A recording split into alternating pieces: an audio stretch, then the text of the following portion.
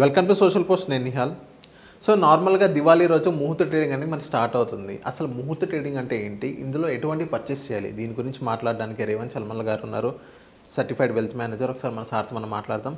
Hello sir, welcome to social post. Hello అండి. Sir, ఇప్పుడు ముహూర్త ట్రేడింగ్ దివాళీ రోజు మనకి 1 అవర్ వరకు ఉంటుంది. సో అసలు ముహూర్త ట్రేడింగ్ అంటే ఏంటి, ఇందులో మనం ఎప్పుడు పర్చేస్ చేయాలి?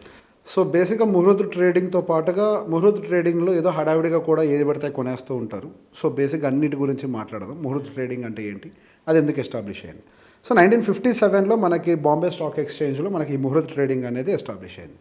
సో బేసిక్గా మనకి majority of the stock market trading అదంతా కూడా మనకి నార్త్ ఇండియాలో ఎక్కువగా జరిగేది. సో దివాళీ సెలబ్రేషన్ కానీ లేకపోతే లక్ష్మీ పూజ సెంటిమెంట్ కానీ అటువైపుగా చాలా ఎక్కువగా ఉండేది. బేసిక్గా అక్కడ సెంటిమెంట్ ఎక్కువ అది. సో బేసిక్గా లక్ష్మీ పూజ తోటి వాళ్ళు బుక్స్ ఆఫ్ అకౌంట్స్ని క్లోజ్ చేస్తారు. ఈ మార్వాడీస్ కానీ వీళ్ళందరూ కూడా బుక్స్ ఆఫ్ అకౌంట్స్ అనేది దివాళీకి ఎండ్ అయ్యి ఫ్రెష్ ఇయర్ స్టార్ట్ అవుతుంది వాళ్ళకి. మనకి ఫైనాన్షియల్ ఇయర్ ఎట్లుంటుంది, మార్చ్ టు మార్చ్ అనేది. ఆ తర్వాత మనకి యూఎస్లో ఎట్లుంటుంది, డిసెంబర్ టు జాన్. సో బేసిక్గా అలానే మనకి కూడా ఏంటి అని అంటే యాక్చువల్ ఫైనాన్షియల్ ఇయర్ అనేది మనకి దివాళీ, అంటే హిందూ దాని క్యాలెండర్స్ ప్రకారం చెక్ చేసుకున్నప్పుడు. సో దివాళీకి ఓపెన్ చేసి దివాళీకి బుక్స్ క్లోజ్ చేయడం అనేది వ్యాపారాలకి పర్టికులర్గా మార్వాడీసుకునేటువంటి ఒక సెంటిమెంట్ నార్త్ ఇండియాలో ఎక్కువగా ఫాలో అయ్యేది. సో బేసిక్ అప్పట్లో ట్రేడర్స్ కూడా ఎక్కువగా వాళ్ళే ఉండేవాళ్ళు కాబట్టి ఈ ముహూర్త ట్రేడింగ్ అనేది ఇంట్రడ్యూస్ చేశారు.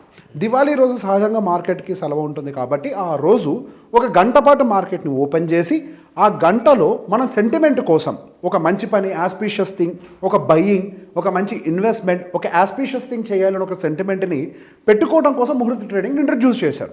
ఆ లక్ష్మీ పూజ చేసుకొని అదే టైంలో కొంత డబ్బుల్ని మార్కెట్లో ఇన్వెస్ట్ చేసినట్లయితే నెక్స్ట్ ఇయర్ అంతా ప్రాఫిటబుల్గా ఉంటామని ఒక సెంటిమెంట్ అంతే అది.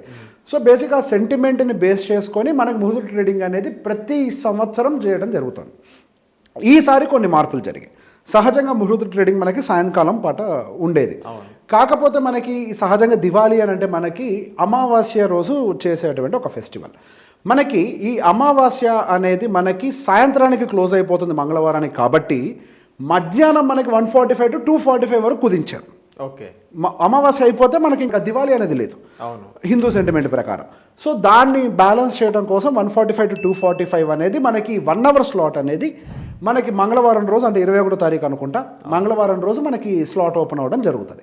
సో బేసిక్గా ముహూర్త ట్రేడింగ్ అనగానే ట్రేడింగ్ చేయడం కాదు, F&O ట్రేడింగ్లు చేయాలి, పొద్దునమ్మి సాయంత్రానికి ఇట్లాంటివన్నీ చేయకూడదు. సో బేసిక్ అది ఒక ఇన్వెస్ట్మెంట్ పాయింట్ ఆఫ్ వ్యూలో ఓపెన్ అయ్యేటువంటి విండో. ఆ డే సహజంగా మనకి పెద్ద ఎత్తున వాల్యూమ్స్ ఉండవు, వాలటాలిటీ కూడా ఉండొచ్చు, అండ్ మార్కెట్ అనేది +/- 0.5%లో మూమెంట్ ఉంటుంది. సో ఆ రోజు మనకి ఏదో జరిగిపోతుంది అన్నట్టుగా కాకుండా సెంటిమెంటల్ కోసం మాత్రం కొంత బయింగ్ చేయాలి అంతే. సో బేసిక్ ఈ బయింగ్ చేసేటప్పుడు మన సెంటిమెంట్స్ని ఎట్లా ఫాలో అవ్వాలి, analysis is needed. End of the day ఒక విషయాన్ని మనం గుర్తుపెట్టుకోవాలి. So when you read you will have the value. చదవకుండా కళ్ళు మూసుకొని పెట్టేదాన్ని బెట్టింగ్ అని అంటారు. డబ్బుకి బెట్టింగ్ అంటే నచ్చదు. ఇప్పుడు మీరు ఎందుకు పెడతారు ముహూర్త ట్రేడింగ్ రోజు, లక్ష్మీదేవి ఏదో మీకు పాజిటివ్ సెంటిమెంట్ని క్రియేట్ చేస్తుంది అని. లక్ష్మీదేవికి జూదం ఆడేవాళ్ళు అంటే నచ్చరు. అంటే ఏవి చదవకుండా ర్యాండమ్గా అట్లా డబ్బులు విసురుతాను, ఎక్కడ పడితే అక్కడ పెడతాను అంటే no. Discipline is needed. Discipline comes with research. అంటే మనం చదివి రైట్ ప్లేస్లో పెట్టుబడి పెట్టాలి. ఓకే, ఎక్కడెక్కడ పెట్టుబడి పెట్టాలి అంటే కొన్ని అనాలిసిస్లు చెప్తారు. నేను చేసిన analysis I will share. So బేసిక్గా ఫస్ట్ మనకి పోయిన సంవత్సరం నుంచి ఈ సంవత్సరం వరకు బాగా రిటర్న్స్ ఇచ్చింది ఏంటి అని అంటే అందరూ సర్ప్రైజ్ అవుతారు. బాగా రిటర్న్స్ ఇచ్చింది మనకి గోల్డ్ అండ్ సిల్వర్, అందరికీ తెలుసు కదా, అవి పక్కన పెట్టండి. గోల్డ్ అండ్ సిల్వర్ పక్కకు పెట్టిన తర్వాత ఇంటర్నేషనల్ బేస్ మ్యూచువల్ ఫండ్స్ మంచి రిటర్న్స్ ఇచ్చాయి, 29% ఎంతో. సిల్వర్ ఒక 80% ప్లస్, గోల్డ్ ఒక 60% ప్లస్, ఇంటర్నేషనల్ ఫండ్స్ ఒక 29% ప్లస్ ఇచ్చాయి. ఆ తర్వాత బ్యాంకింగ్ ఒక 12% ఇచ్చింది. సో బేసిక్గా ఈ బ్యాంకింగ్ అనే సెక్టర్ తీసి పక్కకు పెడితే మనకి లాస్ట్ 1 ఇయర్లో హయ్యెస్ట్ రిటర్న్స్ ఇచ్చిన మ్యూచువల్ ఫండ్స్ ఏంటి అని అంటే అన్ని debt based mutual funds. Short term fund, next వచ్చేసరికి medium term fund, credit risk fund, అన్ని డెట్ బేస్డ్ ఫండ్సే. ఈక్విటీ బేస్డ్ ఫండ్స్ లాస్ట్ 1 ఇయర్లో రిటర్న్స్ ఇవ్వలే. అంటే మనం దివాళీ టు దివాళీ కంపేర్ చేస్తే.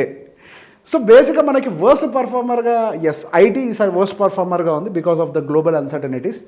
ఇన్ఫ్రాస్ట్రక్చర్ మనకి ఈసారి వర్స్ట్ పర్ఫార్మర్ అయింది. పిఎస్యూ వర్స్ట్ పర్ఫార్మర్ అయింది. ఐటీ తీసి పక్కకు పడుతుంది, ఎందుకంటే IT is related to the international market. But infra and PSU అంటే లాస్ట్ ఇయర్ ఏవేవైతే యుఫోరిక్గా ఉన్నాయో, ఇన్ఫ్రా వెళ్ళిపోద్ది ఎక్కడికో, పిఎస్యూ పెరిగిపోద్ది ఎక్కడికో, లాస్ట్ దివాళీ టైంకి ఫుల్ సెంటిమెంట్తో ఉన్నారు ఇన్వెస్టర్లు.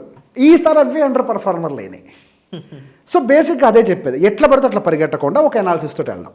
ఓకే, ఇప్పుడున్న మార్కెట్ కండిషన్ ప్రకారం మనకి మేజర్ అన్సర్టనిటీస్ ఏంటి? Trump tariff related uncertainties.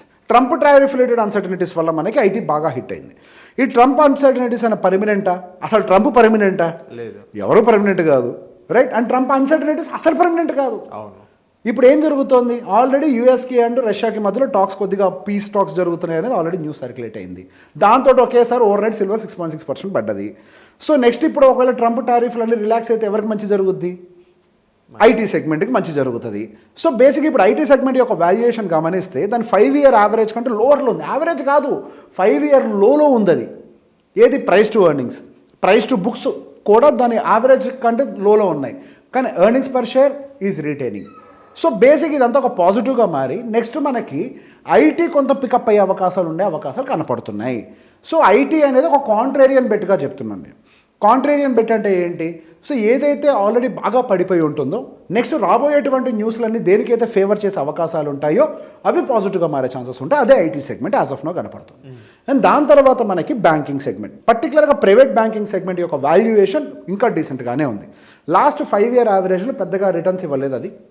And ఇప్పుడు మారుతున్నటువంటి పరిణామాల వల్ల, ఇంట్రెస్ట్ రేట్ కట్స్ వల్ల బ్యాంకింగ్లో సర్ప్లస్ లిక్విడిటీ పెరిగింది. గతంలో డెఫిషియన్సీ ఉండేది కాస్త సర్ప్లస్ అవడం మొదలుపెట్టింది. ఇది ఒక positive aspect. And asset quality build అవుతుంది, నాన్ పర్ఫార్మింగ్ అసెట్స్ తగ్గుతున్నాయి. అండ్ దాంతోపాటుగా ఏం జరుగుతుంది? ఇప్పుడు వాళ్ళ రెవెన్యూస్ అయితే గ్రో అవ్వట్లేదు, కానీ ఇంట్రెస్ట్ రేట్ కట్స్ వల్ల స్లోగా మళ్ళీ లోన్స్ ఫ్రెష్గా తీసుకోవడం మొదలు పెడతారు. సో హౌసింగ్ రివైవల్ అవుతుంది. సో బేసిక్గా దానివల్ల ఏమవుతుంది? బ్యాంకింగ్కి మళ్ళీ రెవెన్యూ గ్రో అవుతుంది, ఎర్నింగ్స్ పర్ షేర్ మళ్ళీ గ్రో అవుతుంది. So banking comes second. And financials, ఎన్బిఎఫ్సీలు కావచ్చు, ఇవన్నీ కూడా. సో ఎన్బిఎఫ్సీస్ అనేవి మంచి రిటర్న్స్ యూజువల్గా డెలివరీ చేస్తూ ఉంటాయి. సో ఇప్పుడు నేను చెప్పిన బెనిఫిట్స్ అన్నీ ప్రైవేట్ బ్యాంక్స్తో పాటుగా ఎన్బిఎఫ్సీస్కి కూడా వర్తిస్తాయి. అండ్ ఎన్బిఎఫ్సీస్ ఇంక అగ్రెసివ్గా పనిచేస్తూ ఉంటాయి కాబట్టి ఫైనాన్షియల్ సెగ్మెంట్ అంతా కూడా కొంచెం బెటర్గా మూవ్ అవడానికి కూడా ప్రాబిలిటీ కనపడుతుంది. అండ్ నెక్స్ట్ వచ్చేసరికి ఏంటి? ఎఫ్ఎంసీజీ దాని యొక్క పిఈ ఎప్పుడు హైలోనే ఉంటుంది, బట్ 5 year యావరేజ్తో కంపేర్ చేస్తే అగైన్ దాని పిఈ కింద ఉంది. అండ్ రీసెంట్గా వచ్చినటువంటి జిఎస్టీ కట్స్ వల్ల, ఇప్పుడున్నటువంటి ఫెస్టివ్ సీజన్ వల్ల మనకి ఎఫ్ఎంసీజీలో మంచి మూమెంటం వచ్చే అవకాశాలు కనపడుతున్నాయి. రీసెంట్గా నెస్లే దాదాపుగా 7% పెరిగింది. ఏది కేవలం జిఎస్టీ కరెక్ట్గా చెప్పాలి అని అంటే సెప్టెంబర్ 22వ అనౌన్స్ అయింది.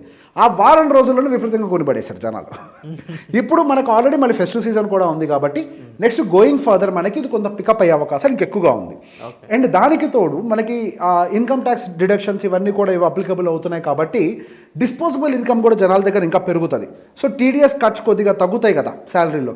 సో మనకి 1-3 monthsలో ఇంపాక్ట్ సహజంగా కనపడదు, కొద్ది కాబట్టి. కానీ ఇప్పుడు ఏమవుతుంది? మనకి అదొక 6 months స్ట్రెచ్గా మారబోతుంది డిసెంబర్కి. సో ఇవన్నీ ఇంపాక్ట్స్ అన్ని మార్కెట్లో రిఫ్లెక్ట్ అవ్వడానికి పాసిబిలిటీ ఉంది. సో ఫస్ట్ పొజిషన్లో మనకి ఐటీని ఫాలో అప్ అవుతూ, సెకండ్ పొజిషన్లో మనం బ్యాంకింగ్ని ఫాలో అవుతూ, థర్డ్ పొజిషన్లో ఫైనాన్స్, ఫోర్త్ పొజిషన్లో ఎఫ్ఎంసీజీ, కుదిరితే కొంతవరకు 2-wheeler automobile segment. And rural economic belt activity funds related funds కొన్ని ఉన్నాయి, రూరల్ ఆపర్చునిటీస్ ఫండ్స్ కొన్ని ఉన్నాయి. ఫండ్ పేర్లు ఏం చెప్పలేను కానీ ఎత్తుక్కోండి. ఇట్లాంటివి అంటే రూరల్ ఎకానమీ కొద్దిగా బూస్ట్ అవుతుంది. సో బేసిక్ వాటి మీద కూడా అట్లాంటి ఫండ్స్లో కూడా మనం కొద్దిగా ఫోకస్ పెట్టచ్చు. సో దివాళీలో మన ఇన్వెస్ట్మెంట్స్ పెట్టేటప్పుడు దివాళీ టైంలో ఈ బేసిక్ రీసెర్చ్ చూసుకుంటూ పెట్టుబడులు పెట్టాలి. మళ్ళీ యుఫోరిక్ తోటి మళ్ళీ సిల్వర్ గోల్డ్లో పెట్టుబడులు పెడతానంటే మాత్రం దెబ్బ తగలటానికి గట్టి అవకాశాలు ఉంటాయి. సో బేసిక్గా మనం బాగా నమ్ముతాం కదా, Diwali is a festival of Lakshmidevi అని. She don't like betting. మనం తెలియకుండా చేసేది ప్రతిదీ బెట్టింగే, మనం ఇన్వెస్టింగ్ అని అనుకుంటాం. నాలెడ్జ్తో చేసేదాన్నే ఇన్వెస్టింగ్ అంటారు. సో పూర్తి అవగాహనతోటి పెట్టుబడులు పెడితే మాత్రం రిటర్న్స్ డెఫినెట్గా వచ్చే అవకాశం. సార్ ఇప్పుడు ఆ 1 hour మార్కెట్ ఎలా ఉండబోతుంది సార్? హిస్టరీ కనుక చూసుకున్నట్లే మార్కెట్ ఆ 1 hour ఎలా ఉండేది?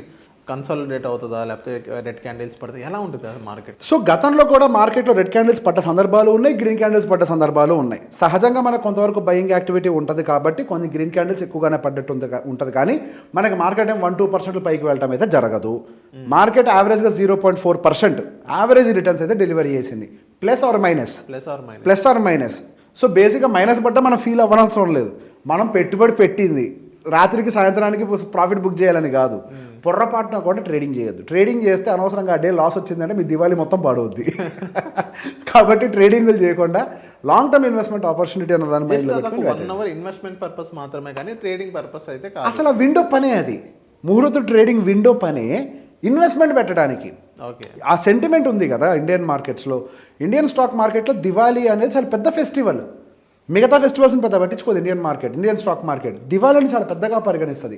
ఎందుకు? పెట్టుబడులు పెట్టే ఆపర్చునిటీ. ఇప్పుడు మీరు ఒక స్టాక్ కొంటున్నారు అని అంటే you're investing in a company, you're investing in a business.